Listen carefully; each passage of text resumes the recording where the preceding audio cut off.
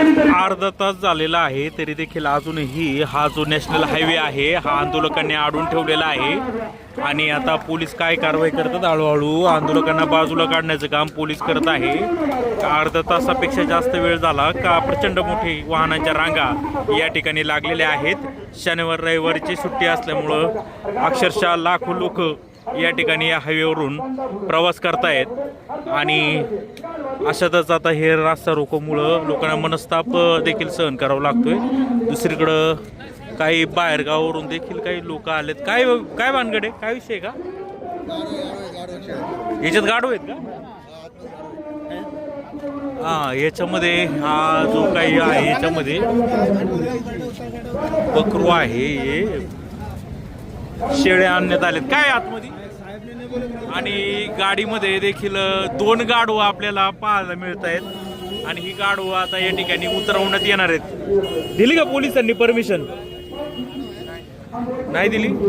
ठीक आहे, आता थोड्या वेळामध्ये आता जवळपास आता बरेच वेळ झालाय की देवराम लांडे यांचं भाषण काही संपत नाहीये आणि हायवे जाम असल्यामुळे पोलिसांना देखील हायवे सुरळीत करण्यासाठी दबाव वाढतोय। जो कित्येक किलोमीटर लांब ह्या वाहनाच्या रांगा लागल्यात। अदानीच्या विरोधात हा सगळा जनसमुदाय आहे, हा रस्त्यावर उतरलेला आहे। अदानीचा जो प्रकल्प होणार आहे तर तो कोणत्याही परिस्थितीत होऊ देणार नाही अशी भूमिका आदिवासी लोकांनी या ठिकाणी घेतलेली आहे। काहीतरी घडलंय असं मला वाटतंय। आपण पुढे जाऊया, नक्की काय घडलंय ते पाहूया।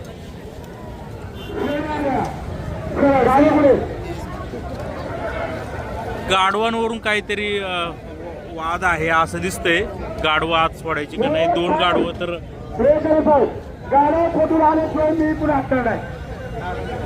गाढवं जोपर्यंत आणत नाही तोपर्यंत देवराम लांडे जागेवरून हटणार नाही असं ते म्हणतायत। बाजूच्याच पिकअप मध्ये 2 गाढवं देखील आणलेली आहेत। आता पाहूया नक्की काय होतंय ते।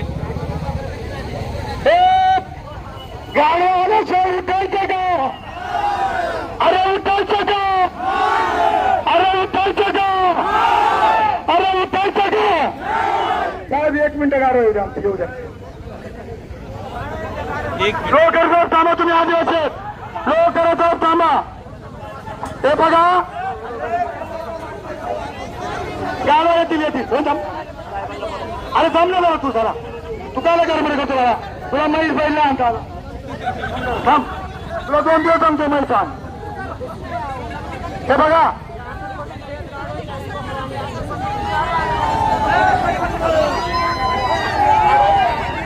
हे बघा कोटवाल साहेब साहेब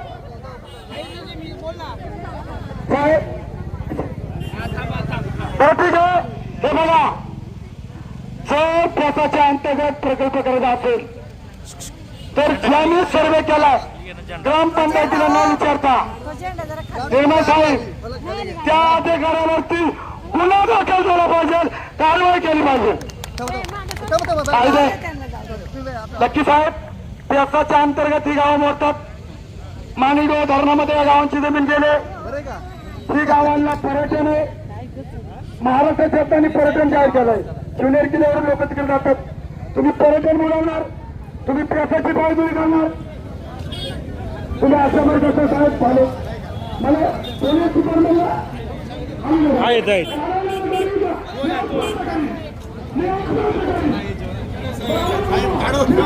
नाही पहिली गाडो 2 गाडो आहेत। काहीतरी लिहिलंय, काहीतरी प्रकल्प आठवा।